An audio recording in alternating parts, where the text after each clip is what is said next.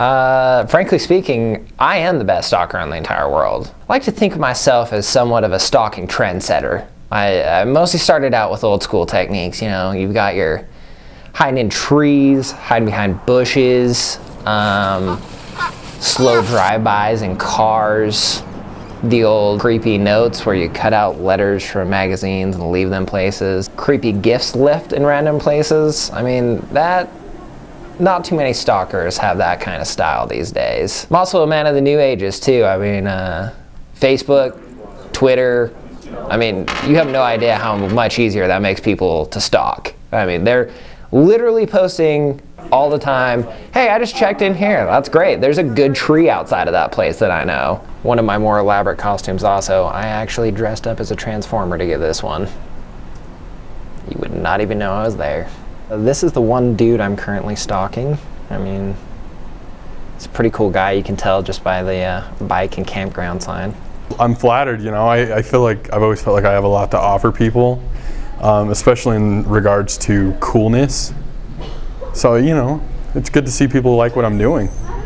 When you're stalking 5 girls and 1 dude, it's pretty hard not to get caught. You know, girls just don't know what a nice guy I am, you know, so they lash out in anger and violence. You've always got to be rolling with one of these. It can cost quite a bit to maintain this as a hobby, you know, because you're going to need your camo, your adult diapers, depending on how long it takes, snacks. I've honestly thought about investing in a ghillie suit because, I mean, that's how much of a thrill I get from closing that distance. And I think most of my stalking victims are what I would call satisfied customers. No, it's really flattering to be stalked. It, you know, makes me feel very special. Well, I'm flattered that he's stalking me, but I see him hiding in the bushes and the trees like he does at other apartment complexes, creeping on other girls. I mean, aren't I important enough to just be the only one he's stalking? Well, I don't really understand why he has to stalk other girls. I mean, it just makes me feel bad because am I not good enough for him? I just don't understand it. If you see him, will you tell him I'll be at the library tonight? I want to be his one and only. Wow, she said that? Wow. Yeah, get needy, man. That's about the time you start cutting them loose. The key to stalking is distance. Now, if you'll excuse me,